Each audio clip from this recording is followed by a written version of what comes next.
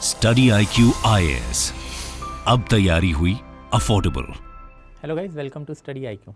तो दोस्तों today we are going to move towards the next topic, that is chapter 36. Lord Cornwallis को आज ख़त्म कर लेंगे। लॉर्ड कॉर्नवालिस के बारे में लास्ट लेक्चर में हमने देखा था कि he was the same person who got defeated in battle of Yorktown at the hand of George Washington, और इनको डेलिबरेटली इंडिया में भेजा हुआ था by the British home government. India में भेजने के पीछे का पर्पस था to carry out an essential reforms within India's administrative structure in order to perpetuate British power.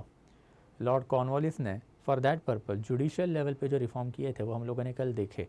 अब इसको थोड़ा सा और आगे बढ़ाते हैं and today we are going to discuss the police reform, law and order related reform and there after even revenue reform of Lord Cornwallis. तो let's move on to this particular aspect, but again आगे जाने से पहले will get access to this PPT on the Telegram channel of ours, and अगर आपको कोई personal doubt रहेगा मेरे से you can ask it to me on the Instagram channel of mine. So we'll just move forward guys. Okay, आगे बढ़ लेते हैं। Now as far as Lord Cornwallis is concerned, इनके बारे में हम लोगों ने लास्ट लेक्चर में एलैबोरेटली ये चीज़ें कवर अप करके रखी हुई थी कि कैसे उन्होंने वॉरेन हेस्टिंग के रिफॉर्म्स को आगे बढ़ाया था। In fact we had seen now Bengal administration effectively evolve हो रहा था। District had become pivot of the administration, and यही डिस्ट्रिक्ट पे एक सिविलियन साइड थी। This civilian side will now be handled by the collector, and ये कलेक्टर के नीचे हम लोगों ने पहले देखा था कि लॉर्ड वॉरेन हेस्टिंग, इन्होंने इजारदारी सेटलमेंट बना के रखी हुई थी। यही कलेक्टर के under by and large judicial side भी हैंड ओवर हो चुकी थी, एंड जुडिशियल साइड में हम लोगों ने देखा था कि कैसे विलेज लेवल पे मुंसिफ कोर्ट, फिर court of registrar and there after district court, इनके ऊपर सर्किट कोर्ट एंड सर्किट कर के ऊपर सदर दीवानी अदालत, एंड उनके ऊपर फाइनली किंग इन काउंसिल। तो ऐसे एक elaborate administrative pattern lord Cornwallis ने डेवलप करके रखा था। Further we had also seen कि यही जो जुडिशियल साइड अब जो डिस्ट्रिक्ट कलेक्टर के अंडर बाय एंड लार्ज थी, who will now become a जज ऑल्सो, इन्हीं के अंडर क्रिमिनल साइड भी डाल के रखा हुआ था। But by the time period of 1792 Cornwallis realise कि this person is becoming too strong, and that's why there was a clear cut segregation in between civilian side and judicial side. मैंने इसके ऊपर भी आपको इन्फॉर्मेशन दी थी कि this particular settlement या फिर सिस्टम जो है जिसमें कलेक्टर अलग रहेगा, जज अलग रहेगा, Britishers tried to implement it wherever they could, but because of the lack of manpower majority of the time ये दोनों पावर एक ही बंदे के पास रही, and that particular person functioned as judicial magistrate. तो अब इसको थोड़ा सा और आगे बढ़ाएंगे। आज हम लोगों को देखना है कि अब ये दोनों साइड के बाद कॉर्नवालिस ने एक नया बेसिकली सिस्टम जो है दैट इज़ पुलिस एडमिनिस्ट्रेशन भी डिस्ट्रिक्ट लेवल पे खड़ा कर दिया। Somewhere around 1792, 1793 itself, Cornwallis carried out elaborate law and order reforms in our country. सबसे पहले ट्रेडिशनल लेवल पे village level is there, and village के साथ साथ विलेज के ऊपर एक तालुक लेवल का administration was always there. Village के ऊपर ये जो सिस्टम थी that is taluk level administration, मुगलों में इसको परगना बोला जाता था। तो जो परगना लेवल का एडमिनिस्ट्रेशन या फिर विलेज लेवल का एडमिनिस्ट्रेशन है, by and large local level पे लैंड होल्डर्स यहाँ पे हमेशा से ही थे। लैंड होल्डर्स को आप ज़मींदार ही बोलोगे। तो ये जो ज़मींदार है लोकल लेवल पे बैठे रहते थे। We have got multiple categories of zamindar, जिनके ऊपर मैंने आपको पहले ही बताया था कि this are hereditary landlords in our country. Rais, Rana, Rawat, Muqaddam, Khut, ये कैटेगरी आपको नॉर्थ इंडिया में दिखाई देगी। वेस्टर्न इंडिया में अगर आप आओगे तो आपको पटेल, पाटिल, महात्रे, अगेन राणा, ऐसी कैटेगरीज दिखाई देंगी। साउथ इंडिया में अगर आप जाओगे तो गौडास एंड रेड्डीज़, ये कैटेगरी आपको विलेज लेवल पे, तालुक लेवल पे दिखाई देंगी, who always act as a hereditary landlord. When you are a hereditary landlord, एक particular piece of land is under you, obviously आप वहाँ पे क्या करोगे, रेवेन्यू कलेक्ट करोगे और आपके राजा को सबमिट करोगे, and apart from that you will also carry out law and order maintenance within that plot of land as far as local administration is concern. Lord Cornwallis ने सबसे पहले जो local level पे जो ज़मींदार थे, इनके सारे राइट ही छीन लिए, एंड राइट छीन के बंगाल में इन्होंने अब अपना पुलिस एडमिनिस्ट्रेशन ओपन अप कर दिया। फॉर दैट पर्पस सबसे पहले लॉर्ड कॉर्नवालिस ने 400 स्क्वायर किलोमीटर के डिस्ट्रिक्ट बनाए। 400 स्क्वायर किलोमीटर का एक बेसिक पैरामीटर उन्होंने बनाया, एंड ये 400 स्क्वायर किलोमीटर के डिस्ट्रिक्ट पे ये पहले वाला एडमिनिस्ट्रेटिव मैकेनिज्म तो उन्होंने कंटिन्यू रखा। अब एक नया सुपरिटेंडेंट ऑफ पुलिस SP साहब जो वो अपॉइंट करने चालू कर दिया। फर्दर हर एक पर्टिकुलर डिस्ट्रिक्ट में इन्होंने लोकल लेवल पे और सब कैटेगराइजेशन किया, एंड 20 स्क्वायर किलोमीटर का मतलब 20 × 20 किलोमीटर का या फिर 20 स्क्वायर किलोमीटर भी आप पकड़ लो, एक इन्होंने थाना अपॉइंट किया। एंड ये थाने में अल्टीमेटली बैठेगा कौन? दरोगा बैठेगा। ये दरोगा को आप आज के टाइम पे थानेदार भी बोल सकते हो, बट ये दरोगा जो है ये एक पर्टिकुलर थाने में आ गया। 400 स्क्वायर किलोमीटर का आपका डिस्ट्रिक्ट है, इसका सब कैटेगराइजेशन 20 स्क्वायर किलोमीटर में हुआ। मतलब बेसिकली एक सुपरिटेंडेंट ऑफ पुलिस के अंडर रफली वी कैन से कि 20 थानास थे, हर एक थाना में एक हवलदार था। And what will be the objective of this थानेदार? It is to carry out law and order at a local level. And अब लॉ एंड ऑर्डर के लिए if you remember code of Gentoo law was there and Britishers could easily tackle all this particular machinery. तो Lord Cornwallis ने local level पे जो ज़मींदार थे या फिर लैंड होल्डर थे, इनके सारे राइट्स ही बेसिकली ख़त्म कर दिया एंड एक proper administrative mechanism district level पे इम्प्लीमेंट करने का काम किया। अब डिस्ट्रिक्ट लेवल पे from the lord Cornwallis period onward हमको दिखाई देता है कि एक बेसिकली कौन है? कलेक्टर बैठा हुआ है।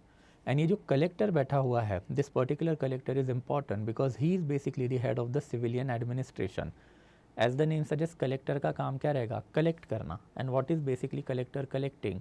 Obviously taxes. ये टैक्सेस के लिए पहले इजारदारी सेटलमेंट लोकल लेवल पे थी। ये इजारदारी सेटलमेंट 1790 में लॉर्ड कॉर्नवालिस ने चेंज करके इसको ज़मींदारी सेटलमेंट बना दिया। अब ज़मींदारी वर्क कैसे करते हैं उसके ऊपर भी बात करेंगे। एंड ये जो ज़मींदारी सेटलमेंट जो कलेक्टर के अंडर पूरी डाल के रखी थी, ये basically proper revenue pattern India का इसकी वजह से डेवलप्ड हुआ। सिमिलरली जुडिशियल साइड पे हमने देखा था कि नाउ दिस जज is a pivot of the entire thing. इसके नीचे अब हम लोगों को दिखाई देता है कोर्ट ऑफ रजिस्ट्रार, उसके नीचे हमने देखा था मुंसिफ्स कोर्ट इज़ देयर आफ्टर इनके ऊपर अब कौन रहेगा? तो प्रोविंशियल सर्किट कोर्ट एंड उनके ऊपर अल्टीमेटली जो सदर दीवानी अदालत कॉर्नवालिस के ही अंडर रहेगी। Cornwallis and 2 more British official ऐसे कैलकाटा काउंसिल थे और इनके ऊपर now there will be king in council. तो किंग इन काउंसिल कहाँ पे बैठेगा? लंदन में बैठेगा। हमने ये भी देखा था कि इन्होंने मॉनिटरी लेवल भी सिचुएट करके रखी थी कि 50 रुपये का केस यहाँ पे, अप टू 200 रुपीज़ का केस यहाँ पे, अप टू 500 रुपये का केस यहाँ पे। देयर आफ्टर हम लोगों ने ये भी देखा था कि अप टू 1000 रुपये का केस यहाँ पे। 1000 के ऊपर का कोई भी केस आप यहाँ पे लड़ोगे एंड अगर ये 5000 पाउंड के ऊपर का केस रहेगा तो आपको किंग इन काउंसिल जाना पड़ेगा। एंड अल्टीमेटली ये जो प्रॉपर एडमिनिस्ट्रेटिव पैटर्न अब बंगाल में बैठना चालू हो गया, इसका बहुत इफ़ेक्टिव इम्प्लीमेंटेशन लॉर्ड कॉर्नवालिस ने किया भी। फर्दर लॉर्ड कॉर्नवालिस ने इसमें बहुत सारे और चेंजेस किए थे। सबसे पहले 1792 में ही लॉर्ड कॉर्नवालिस ने कोवेनेटेड सिविल सर्विसेज नाम का एक कैटेगराइजेशन चालू किया। ये covenanted civil services are quite significant. ये कोवेनेटेड सिविल सर्विसेज मतलब कौन सा है? तो आज के टाइम पे पकड़ के चलो, एक class 1 and after class 2 level के गवर्नमेंट का ऑफिशियल्स है। एंड लॉर्ड कॉर्नवालिस डिक्लेयर्ड कि this particular officer shall be white only. तो in that capacity Lord Cornwallis was also the originator of the racist bureaucracy in our country. Lord Cornwallis का कहना था कि more you entangle with the local administrative official, उनको enlightenment and renaissance जो Europe में हुआ उसका फ़ायदा होना चालू होगा। एंड अगर उनको एनलाइटनमेंट एंड रेनेसांस का फ़ायदा होना चालू हुआ तो जो गलतियाँ हमने अमेरिका में की वही वाली गलतियाँ इंडिया में भी हो जाएंगी। सूनर और later this people will understand how to carry out revolution और movements and there after they will go against us. And that's why Lord Cornwallis ने ये एडमिनिस्ट्रेटिव मैकेनिज्म में सबसे पहले हमको दिखाई देता है कि अब वाइट सुप्रीमेसी चालू की। सेकेंड इंपॉर्टेंट एस्पेक्ट जो लॉर्ड कॉर्नवालिस ने करके रखा हुआ था that is basically reduction of the corruption.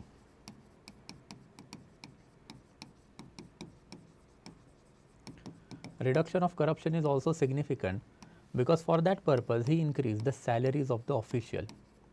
And इस सैलरीज में हम लोगों को अब आइडिया है कि डिस्ट्रिक्ट कलेक्टर लेवल के ऑफिसर को 1500 रुपीज़ पर मंथ मिलते थे, which was the highest possible amount that a civil servant could receive across world during that particular period of time. इसके वजह से यर अर्क टू कैरी आउट करप्शन जो है ये भी रिड्यूस हुआ। And Lord Cornwallis himself was a non tainted personality.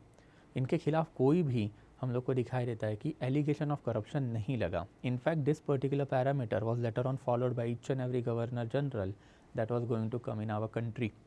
अगर पहले 2 गवर्नर या फिर गवर्नर जनरल की बात करते हैं that is Lord Robert Clive and after Lord Warren Hasting, ये दोनों में हम लोगों को करप्शन के एलिगेशन दिखाई दिए। But Cornwallis himself was having 0 tolerance to the corruption and after administration में सैलरी हाइक करके उन्होंने अल्टीमेटली हमको दिखाई देता है कि काफ़ी अच्छा खासा इंसेंटिव लोकल लेवल पे दे के रखा था। फर्दर हमने देखा था कि वॉरेन हेस्टिंग के टाइम पीरियड पे ही एक ऊपर बोर्ड ऑफ रेवेन्यू था।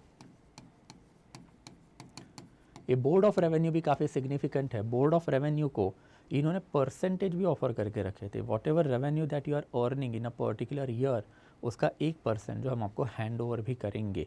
तो ये भी एक काफ़ी सिग्निफिकेंट प्रोविजन लॉर्ड कॉर्नवालिस ने बना के रखा हुआ था। तो talking of all this particular administrative reform, वो लॉर्ड कॉर्नवालिस जो है, इनको इंडिया में फादर ऑफ सिविल सर्विसेज भी माना जाता है। ये तो अभी अभी हमने ये वाला टाइटल सरदार वल्लभ भाई पटेल को देके रखा है। बट अगर आपको ये सवाल आता है कि who among the following is considered as a father of civil services in our country, तो ये क्रेडिट हमेशा से ही कॉर्नवालिस को जाएगा। अगर कॉर्नवालिस एंड सरदार वल्लभ भाई पटेल दोनों का नाम आया तो वल्लभ भाई पटेल पे टिक करोगे, बट अगर सरदार वल्लभ भाई पटेल का नाम नहीं आता है तो you are required to tick Cornwallis, because Cornwallis ने ये लोकल एडमिनिस्ट्रेटिव पैटर्न ही डिज़ाइन नहीं किया। तो लोकल एडमिनिस्ट्रेटिव पैटर्न के साथ साथ इन्होंने काफ़ी इलेबोरेट लेवल में कुछ सिविल सर्विसेज रिफॉर्म भी इंडिया में करके रखे हुए थे। Even though they had implemented racist policy, we can clearly see ये एडमिनिस्ट्रेटिव मैकेनिज्म अब धीरे धीरे इंडिया में क्या होने वाला है, फिक्स होने वाला है। एंड इंडिया आज भी यही एडमिनिस्ट्रेटिव मैकेनिज्म के ऊपर चलता है। बस हमने इसमें clear cut segregation of power करके रखा है कि judicial side, civilian side and after police side जो टोटली डिफरेंट रहेगी। इफ़ यू रिमेंबर, हमने ये एडमिनिस्ट्रेटिव पैटर्न एंशियंट पीरियड से चालू किया था। We have seen administration of Mauryans, administration of Gupta, फिर हमने मीडिएवल पीरियड में भी एडमिनिस्ट्रेशन ऑफ सल्तनत and administration of Mughal cover up करके रखा है। तो ये सारी एडमिनिस्ट्रेशन में आपको इतने elaborative administrative mechanism starting from local level से लेके हाईएस्ट लेवल के दिखाई नहीं देंगे। जो लॉर्ड कॉर्नवालिस ने वेस्टर्न मेथोडोलॉजीज़ के ऊपर में अल्टीमेटली जो सिस्टम बना के रखा था वो इस हिसाब से डेवलप्ड हुआ। And as I told you कि यही मैकेनिज्म इंडिया में आज भी चलता है। तो that is something that we can say about the police reform, या फिर पूरे के पूरे ब्यूरोक्रेटिक रिफॉर्म ही हम लॉर्ड कॉर्नवालिस से कंसिडर कर सकते हैं। कि पहले तो सैलरी इंक्रीज़ करना, नॉट ओनली पुलिस ऑफिशियल की but also each and every category of official. रफली you can use the digit also कि 1500 रुपीज़ पर मंथ की सैलरी उस ज़माने में मिलती थी, which was a very huge amount of the money are talking about. वैसे ही जो लोकल ज़मींदार थे, ये लोकल ज़मींदार मतलब कौन, तो जो ट्रेडिशनल लैंड होल्डर्स है इंडिया के, राय, राणा, रावत, खूट, मुकादम, जो बंगाल के अंडर थे, पहले तो उन्हीं के ऊपर गाज गिरी। एंड जैसे ही ब्रिटिशर्स ने धीरे धीरे पूरे इंडिया का एडमिनिस्ट्रेशन अपने अंडर लिया, तो उसके बाद में पाटिल, पटेल, महात्रेज, राणा, जो बेसिकली राजस्थान से लेके महाराष्ट्र तक के विलेज लेवल के हेरिडिटरी लैंड लॉर्ड हैं। And there after Gowdas and Reddys, Gowdas Karnataka side में, रेड्डीज़ जो है आपको आंध्र प्रदेश वाले साइड में दिखाई देंगे। ये हेरिडिटरी लैंड लॉर्ड, इनके भी राइट्स लेटर ऑन ब्रिटिशर्स निकालने ही वाले हैं।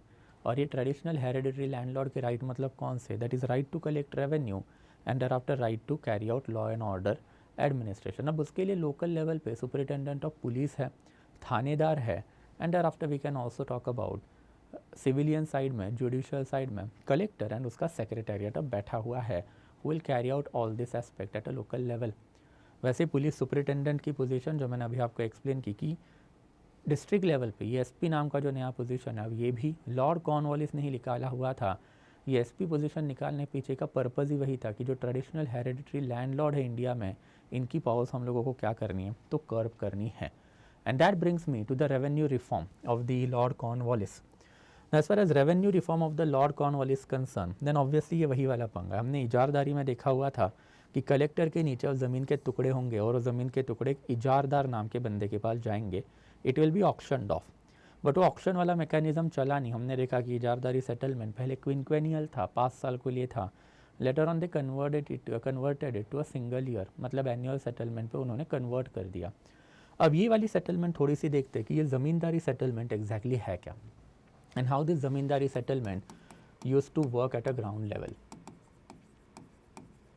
तो व्हाट इज़ ज़मींदारी सेटलमेंट, अब इसके ऊपर बात करेंगे। ऑब्वियसली अब लॉर्ड कॉर्नवालिस बैठे हुए हैं सेंट्रल लेवल पे, मतलब कैलकाटा में बैठे हुआ है। एंड कैलकाटा में कॉर्नवालिस ने बैठ के अल्टीमेटली अब रेवेन्यू पैटर्न जो है उसको सुधारना चालू किया। In fact one of the primary objective of sending lord Cornwallis in India is to carry out reform of the revenue administration of our country.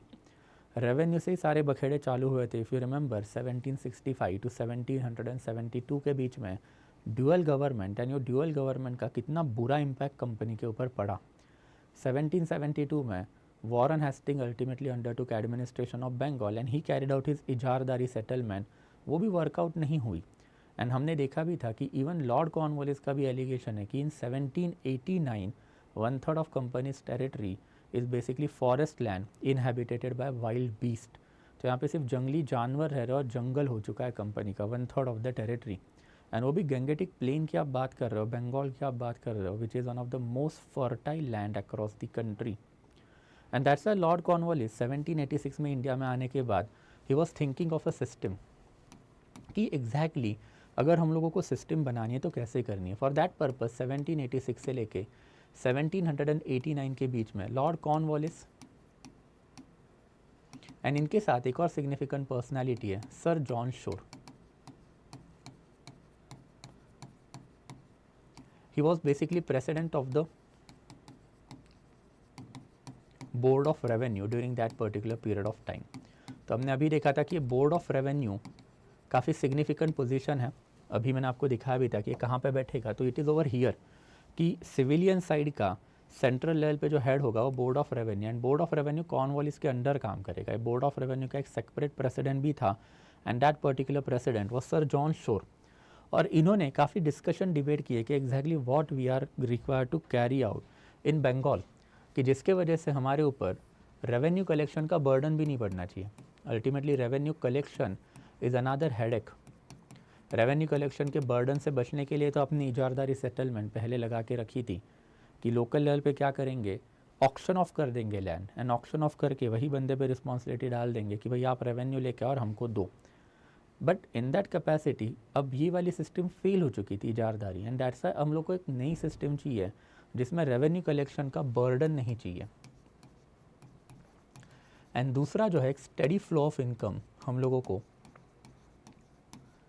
Calcutta की ट्रेजरी में चाहिए. कि क्यों चाहिए वो भी हमने देखा था, बिकॉज यहीं से तो पैसे निकाल के आप अक्रॉस इंडिया माल खरीदोगे और वो माल आप उठा के कहाँ पे जाओगे, ब्रिटेन में लेके जाके बेचोगे.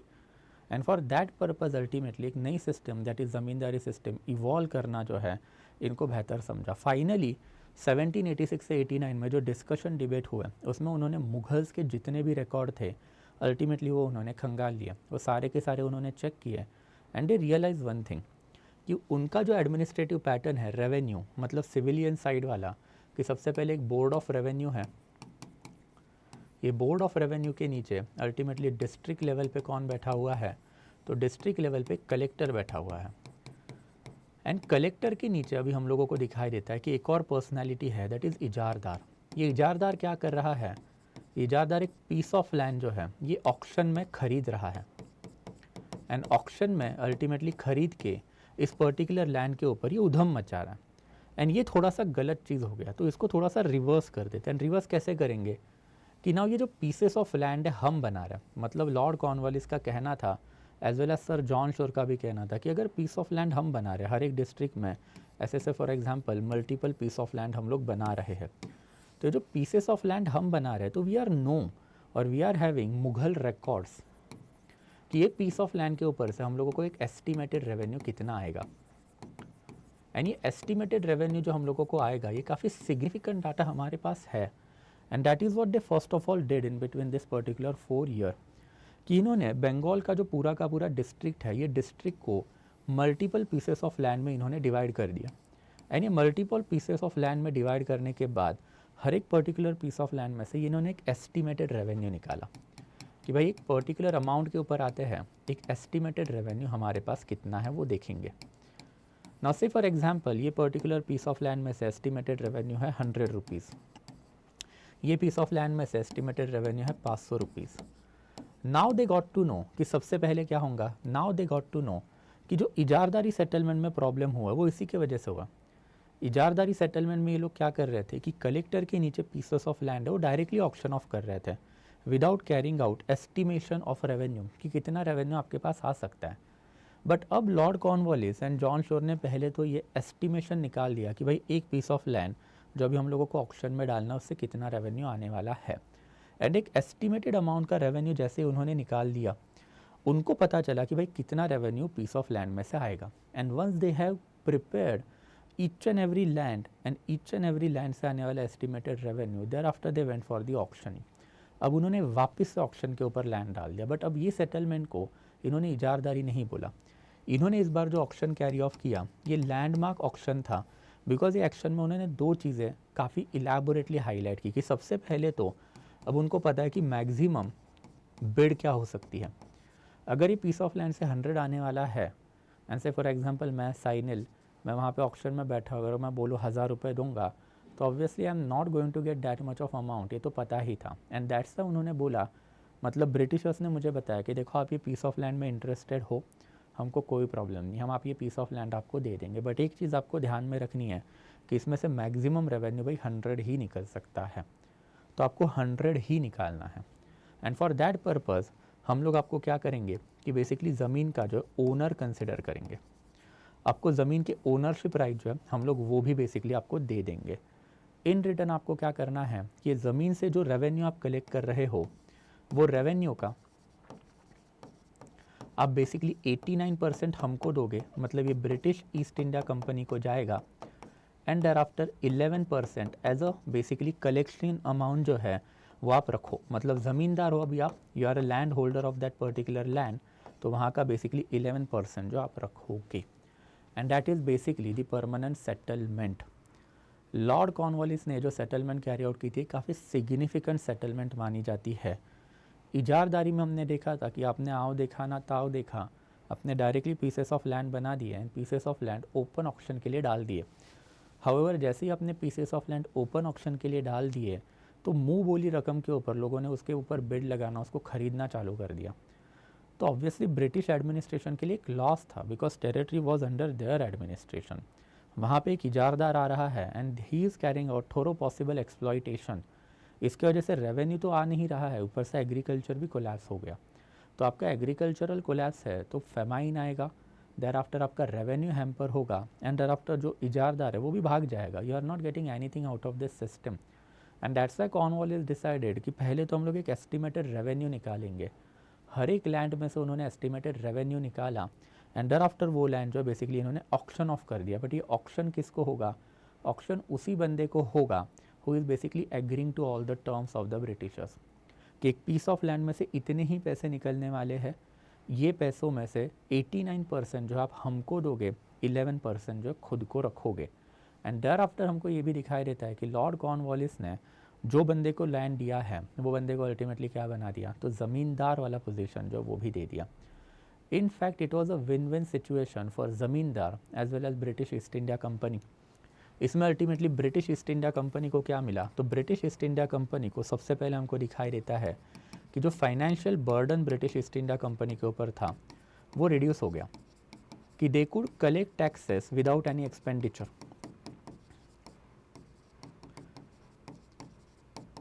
मतलब कलेक्टर के नीचे अब आपको कोई मशीनरी रखने की अभी भी ज़रूरत नहीं है, अपने डिस्ट्रिक्ट लेवल पे कलेक्टोरेट बना दिया, उसके बाद में अब ज़मींदार है आपके नीचे, ज़मींदार अपने लैंड के ऊपर का पैसा कलेक्ट करेगा एंड देयर आफ्टर कलेक्टर को सबमिट करेगा, सिंपल है। तो बेसिकली आपका फाइनेंशियल बर्डन जो है वो रिड्यूस हो गया, आपकी इकोनॉमिकल पोजीशन जो है अब वो भी काफ़ी क्या हो गई, सिग्निफिकेंट लेवल पे इम्प्रूव होनी चालू हो गई। इकोनॉमिकल पोजीशन आपकी इम्प्रूव कैसे हुई, because now there was a steady flow of revenue. तो अब रेवेन्यू जो है उसका एक स्टडी फ्लो जो है आपके ट्रेजरी में भी आना चालू हो गया, बिकॉज आपने एक एस्टिमेटेड रेवेन्यू पहले निकाला है और वो एस्टिमेटेड रेवेन्यू का 89% अपने पास रखा है, 11% एज अ कलेक्टिंग अमाउंट अपने ज़मींदार को देके रखा हुआ है। तीसरा इंपॉर्टेंट एस्पेक्ट अगर हम लोग बात करते हैं तो ये पर्टिकुलर सिस्टम का एक पॉलिटिकल बेनिफिट भी कंपनी को हुआ, that is creation of the permanent political allies.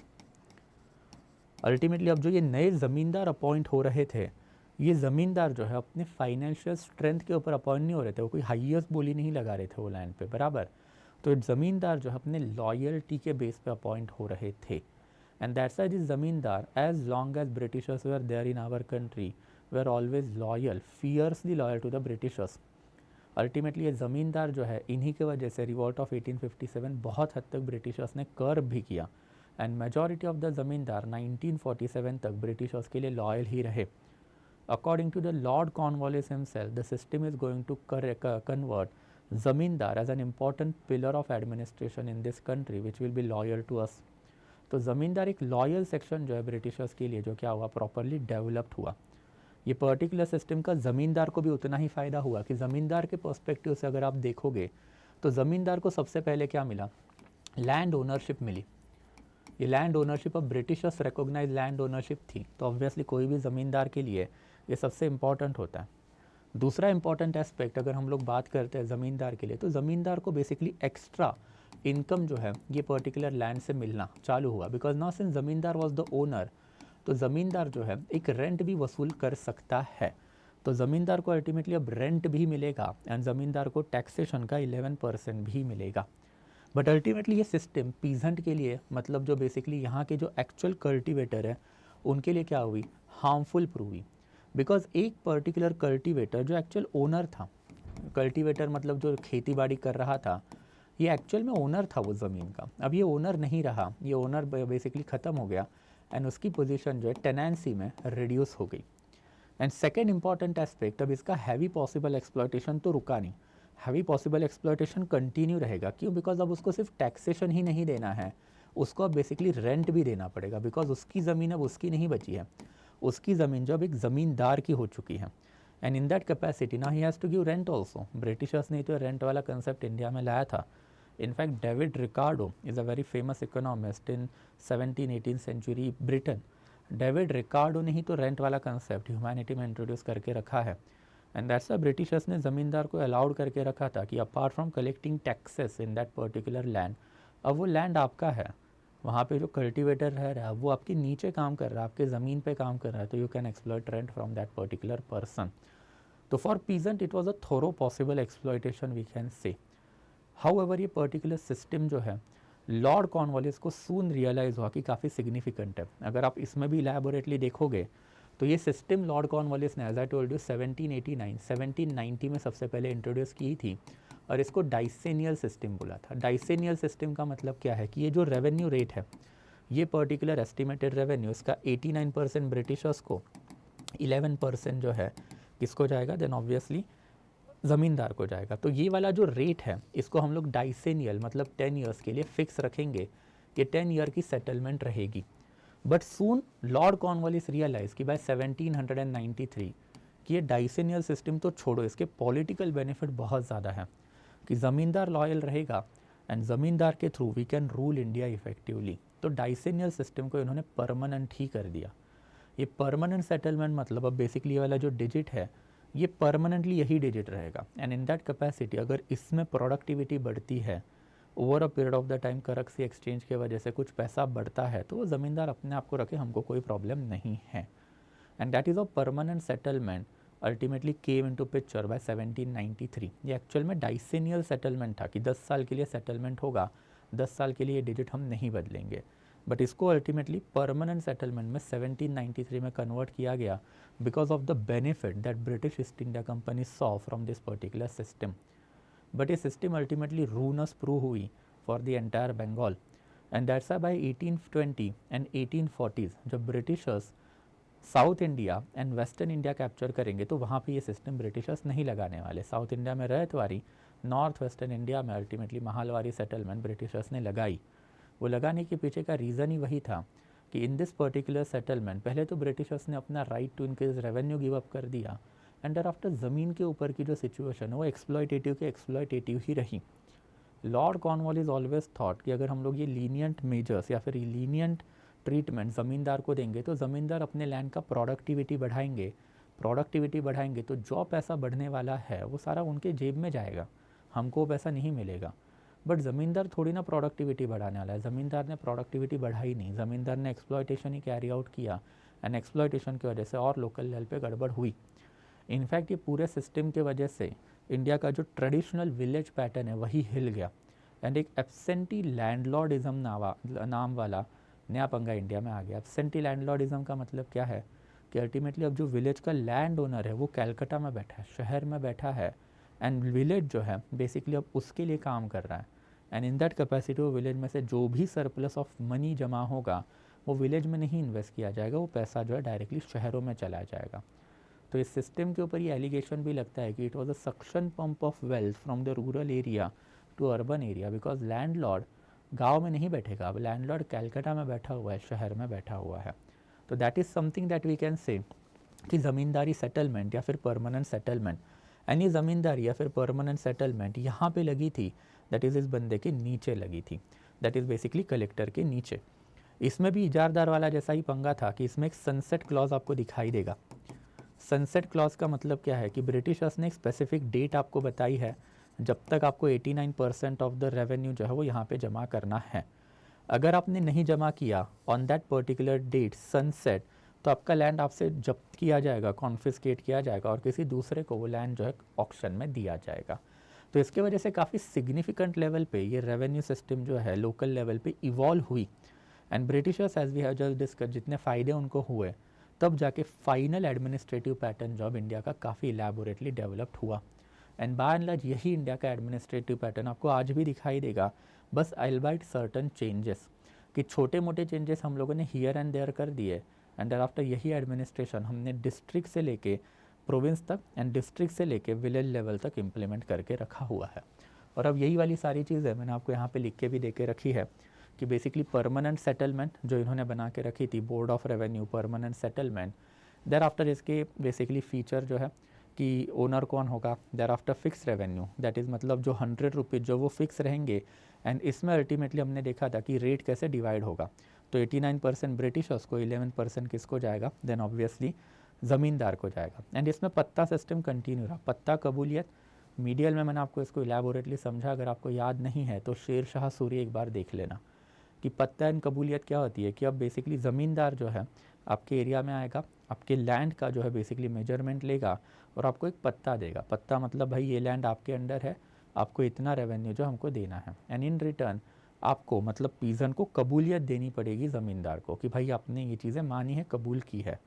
साल भर के बाद में वो ज़मींदार अपनी कबूलियत लेके आएगा एंड जो पत्ता पीजन को दिया था वो उसको फर्निश करना पड़ा। तो पत्ता एंड कबूलियत का डाटा पहले तो मैच होगा एंड उसके अकॉर्डिंग ज़मींदार जो है पीजन से पैसे वसूलेगा। तो पत्ता कबूलियत सिस्टम इनिशियल लेवल पर अलाउद्दीन खिलजी ने इंडिया में लगाई थी and later on it was continued by the Sher Shah Suri, even Akbar and Britishers ने उसको कंटिन्यू रखा था। It is quite important revenue document at a local level, कि टैक्सेशन से रिलेटेड डॉक्यूमेंट है ये। एडमिनिस्ट्रेशन आपके घर पे आके आपको पत्ता देगा, इन रिटर्न आपको कबूलियत देनी है एडमिनिस्ट्रेशन को। And at the end of the year जब रेवेन्यू कलेक्शन का टाइम आएगा तो ऑब्वियसली आपने पत्ता एडमिनिस्ट्रेशन को दिया, तो एडमिनिस्ट्रेशन आपके घर में पत्ता लेके आएगा और एडमिनिस्ट्रेशन ने आपको बेसिकली एडमिनिस्ट्रेशन ने आपको जो है बेसिकली पत्ता दिया है और आपने एडमिनिस्ट्रेशन को कबूलियत दी है। तो कबूलियत लेके आएगा आपके घर में, एक पत्ता लेके आएगा कि आपने कबूल किया है एंड इन रिटर्न आपके पास जो पत्ता है वो आपको फर्निश करना पड़ेगा। दोनों का डाटा मैच होगा एंड अकॉर्डिंगली टैक्सेशन जो वसूले जाएंगे। तो that is something related to this particular system. Thereafter इसमें position of the zamindar, owner of the land. Thereafter अगर आपने सनसेट क्लॉज के टाइम पे अगर पैसे नहीं जमा किए तो आपका रिमूवल जो है वो किया जाएगा। Thereafter position of the cultivator, कि अब कल्टीवेटर टेनेंट बन गया। टेनेंट में अल्टीमेटली उसको क्या करना है, तो टैक्स भी देना है, देयर आफ्टर रेंट भी देना है, जिसके वजह से हमको दिखाई देता है कि जॉन शोर जो कंपनी के ही ऑफिशियल्स है, लेटर ऑन हम लोग बेसिकली इनके ऊपर भी पढ़ेंगे कि जॉन शोर जो है उन्होंने अल्टीमेटली हम लोगों को दिखाई देता है कि बेसिकली क्या करके रखा है, एक डिजिट हमको दिया है कि अगर 100 रुपीज़ अगर पीजेंट कमा रहा है तो उसमें से 45 रुपीज़ ब्रिटिशर्स के पास जा रहे हैं, 15 रुपये जो है बेसिकली ज़मींदार के पास जा रहे हैं एंड सिर्फ 40 रुपये किसके पास बच रहे, कल्टीवेटर के पास बच रहे हैं। एंड दैट्स ये सिस्टम में हम लोग को दिखाई दे रहा है कि ऑलमोस्ट 60% जो है उतना रेवेन्यू बेचारे पीजन को देना पड़ रहा है। एंड देयर आफ्टर फिर removal of the tenant, as I told you कि अगर बेसिकली टेनेंट ने अपना भाड़ा नहीं दिया, दैट इज़ रेंट नहीं दिया, तो उसको निकालने के प्रोविज़न भी है। एज आई टोल्ड यू कि रेंट अब देना पड़ेगा एंड अगर आप रेंट नहीं दे रहे हो, टैक्स दे रहे हो पर रेंट नहीं दे रहे हो, ये भी नहीं चलेगा, रेंट भी देना पड़ेगा। एंड देयर आफ्टर फिर इसके ऑब्जर्वेशन जो कंपनी को एडवांटेज होंगे पॉलिटिकल, इकोनॉमिकल, फाइनेंशियल, एंड इसके ऊपर एक सेटन कर का स्टेटमेंट भी, that is political benefit of the settlement become basically balanced it's economical defect, कि इकोनॉमिकली इसमें ज़्यादा कंपनी को फ़ायदा नहीं हुआ। इनफैक्ट ये सिस्टम इतनी हाइनस थी कि ये सिस्टम को एबॉलिश करने के लिए इंडिपेंडेंट इंडिया का जो पहला गवर्नमेंट था नेहरू का, उन्होंने फर्स्ट कॉन्स्टिट्यूशनल अमेंडमेंट एक्ट भी किया। राइट टू प्रॉपर्टी जो फंडामेंटल राइट था उसको वापस भी लिया, उसके ऊपर रीजनेबल रेस्ट्रिक्शन लगाए and there after zamindari abolition 1954 में एक एक्ट लाया एंड ज़मींदारी जो है इंडिया में एबॉलिश हुई। बट 1954 में जो रेवेन्यू कलेक्शन का रेट था गवर्नमेंट ऑफ इंडिया का फ्रॉम बंगाल, बिहार, उड़ीसा, वो सेम था 1793 में जो था वो। And that's you can clearly सी अगर 250 साल के लिए गवर्नमेंट को अगर रेवेन्यू बढ़ नहीं रहा है तो this system is not workable system, and that's इस सिस्टम को निकालना जो है ज़रूरी था, and that is what government ultimately did. तो financially it was not a viable और साउंड सिस्टम, बट फिर भी इसके पॉलिटिकल बेनिफिट थे। Zamindar as a permanent ally and a loyal ally, जिसकी वजह से ये सिस्टम कंटिन्यू रखी गई। एंड देयर आफ्टर इसके डिसएडवांटेजेस अगर हम लोग बात करते हैं तो एक्सप्लॉयटेटिव थी, इसकी वजह से फेडरलिज्म भी आया कि अब एक नया ज़मींदार बैठा हुआ है। देयर आफ्टर अल्टीमेटली जो स्टैग्नेशन रूरल इकोनॉमी में इसके वजह से आया कि अब सारा ही पैसा शहरों में जा रहा है, रूरल इकोनॉमी में अगर इन्वेस्टमेंट ही नहीं होगी तो वो आगे कैसे बढ़ेगी। देयर आफ्टर इसके इकोनॉमिकल टोल भी थे कि इकोनॉमिकल टोल में सबको ही लॉस हुआ अपार्ट फ्रॉम ज़मींदार, एंड एब्सेंटी लैंडलॉर्डिज्म जो मैंने आपको बता के भी रखा था। अगेन बेसिकली कार्वर नाम के एक ब्रिटिश ऑफिशियल है, उनका कहना था कि next to war famine pestilence, pestilence मतलब जो बेसिकली ये जो है दैट इज़ जो अटैक होता है ना बैक्टीरियल डिसीजेस वगैरह का, उसको पेस्टिलेंस बोलोगे। The worst thing that can happen to Indian rural community was absentee landlordism, because अब एक ऐसा बंदा ज़मीन का ओनर बना हुआ है जिसको वो गाँव में या फिर विलेज में कोई दिलचस्पी नहीं है, एंड वो बंदा शहर में बैठा है। जो भी पैसा जमा होगा उसके लिए विलेज से वो पैसा सारा शहर में जाएगा एंड शहर की इकोनॉमी में खर्चा होगा। दैट इज़ हाउ धीरे धीरे इंडिया में विलेज वर्सेस अर्बन डिवाइड जो पड़ेगा, which was basically long term legacy of this particular settlement. And that sums up Lord Cornwallis also, कि लॉर्ड कॉर्नवालिस ने रिफॉर्म करके रखे थे इंडिया में police side, civilian revenue side and judicial side. I hope it is quite clear.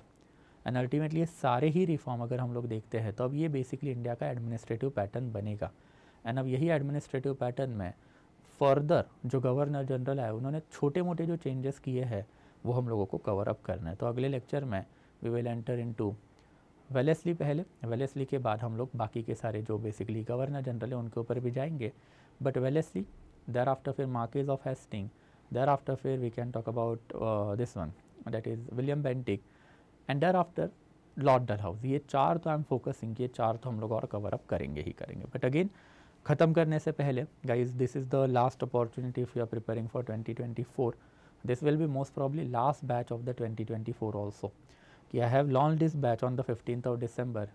जैसे हर एक batch चालू होने से पहले आई कंडक्ट सर्टन ओरिएंटेशन सेशन, तो एक 10 से 12 ओरिएंटेशन सेशन हमारे इसमें रहेंगे, एंड ये 10 से 12 ओरिएंटेशन सेशन में we are going to discuss the nitty-gritties of the history optional, and ये अभी चल रहा है, and that's it is a last opportunity for you कि if you really belong to history optional, and अगर आप 24 even आप 25 के लिए भी प्रिपेयर कर रहे हो तो this is a really good opportunity for you, कि 24 के लिए प्रिपेयर कर रहे हो तो time is already running out for you, and 25 के लिए प्रिपेयर कर रहे हो तो this is a very early opportunity for you, कि एक विद इन 5 to 6 मंथ्स के टाइम पीरियड में you can rock solidly manage your entire history optional preparation along with me.